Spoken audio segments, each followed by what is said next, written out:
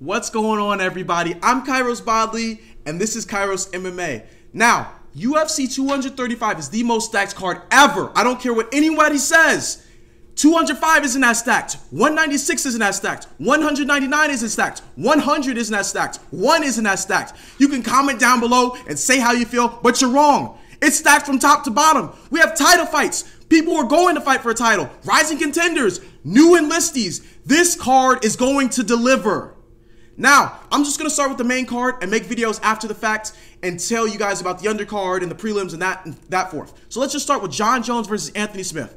Jon Jones has had his hardships inside and outside of the octagon, but he's come out on top every single time. He's shown us that he's grown as a man and as a fighter. He continues to evolve, and he shut us up when defeating opponents we say he's going to have trouble with. Anthony Smith, on the other hand, has done an admirable job at 205 pounds. Unfortunately for him, though, he's fought people who aren't to the caliber that Jon Jones has destroyed. Yes, he fought Shogun, which is a common opponent to Jon Jones, but he didn't do it as impressively. Yes, MMA math does not work, but certain factors you cannot ignore, which is the age. Jon Jones is in his prime right now. Anthony Smith has just reached his stride in the UFC, but I think he's on the downward spiral. That being said, I'm giving the edge to Jon Jones. I think he's going to feel Anthony Smith out in the first round pause, and then I think he's going to venture forward, beat him down in the second round, probably continue to feel him out, and then the third round, I think he stops him. I think he's going to get him in a dominant position on the ground, and I think he's going to submit him. I don't think he's going to use his strikes this time. He's going to show something special and submit him. Let's talk about the next card, the fight on the card. TYRON Woodley versus Kamaru Usman. TYRON Woodley has been disrespected. He has been disrespected by Dana White, the MMA fans, and everybody. For no reason. He's been forced to fight the #1 contender every single time, man. Every single time. And people still have something negative to say.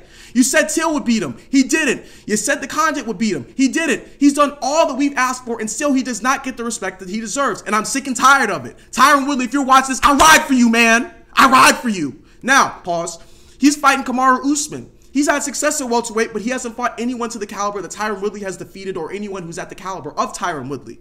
Kamaru Usman has beaten Rafael dos Anjos and Demian Maia, which is his 2 toughest fights. With all due respect, Demian Maia is out of his prime, and Rafael dos Anjos is an undersized 170er. He should be at 155 pounds, or they should make a 165-pound weight class to accommodate him and guys his stature who cannot fit in between those weight classes. They really need it.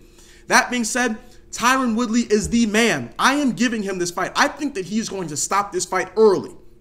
I think Kamaru Usman is going to be shooting for takedowns for his life this round. The opening round, I think TYRON Woodley stuffs the takedown, gets into a dominant position, and I think he finishes him by TKO with ground and pound. I really, really do. I believe that in my heart of hearts. Now, the next fight on this main card is Ben Askren versus Robbie Lawler. People have been crying for Ben Askren to be brought into the UFC fold. And after he retires, lo and behold, he makes it in. He was on Joe Rogan's podcast and it received like close to 2 million views. So he is definitely someone people want to see fight.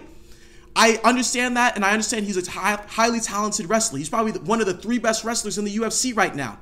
You have Daniel Cormier, you have Henry Cejudo, and you have him. All 3 are on the same Olympic team. Can you picture that? Now, obviously, some of you guys are going to say Yoel Romero. Absolutely rightfully so. Yoel Romero is an incredible wrestler, but he just doesn't wrestle anymore.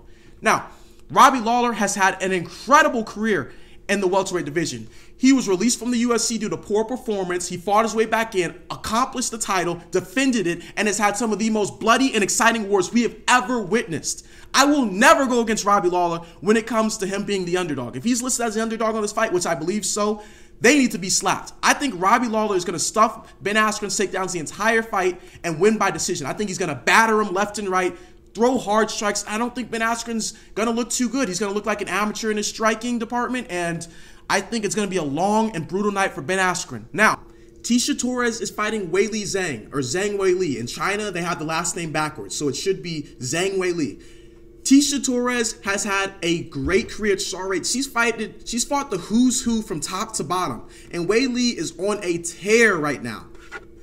Hold on, guys. Let me show you. Let me drop this graphic just so you guys can see my Microsoft Word really quick background. Now, Weili is like 20-1, and Tecia Torres has a sizable amount of losses. But I think Tecia Torres has just fought 2 top-tier competition to compete with Weili Zhang. Weili has incredible BJJ. She has incredible striking. this, that, and the third, blah, blah, blah, blah, blah. And I think that they have her as the favorite in this fight, which I guess it looks cute on paper, having 20-1 and this, that, and the third, but she hasn't fought too many great opponents besides Jessica Aguilar, who she finished. Now, I think Tecia Torres' striking and ability to move and evade strikes is going to lead her into victory.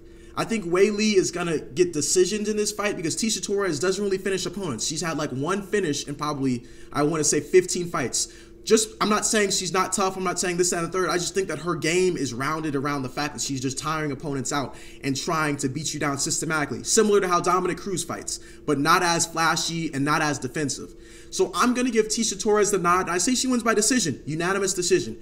If Weili wins this fight, guys, you can say whatever you want about me and my mother and my family, whatever. I will never go against Weili again. Because if she can beat Tecia Torres at this stage in her career, she's a problem. She'll be a problem at strawweight. Now, the next fight that I want to talk about on the main card is Cody Garbrandt and Pedro Munhoz. Pedro Munhoz has seemed pretty good in his last few fights. He's a bantamweight. They're both pretty tough, but I think people keep forgetting who Cody Garbrandt is. Yes, he's lost his last 2 fights by TKO to TJ Dillashaw, arguably one of the greatest bantamweights ever. I think it goes Dominic Cruz, and I think it goes TJ. But Cody Garbrandt is a lion. He's ferocious. He's explosive. He has quick twitch fibers, incredibly great boxing, great takedown defense. He has great wrestling, defensive and offensive wrestling. He doesn't always use it, but he has it. And I think he's going to come out in that first round and explode on Pedro, pause. And I think he's going to absolutely dismantle him. We keep forgetting who this man is. He was a champion.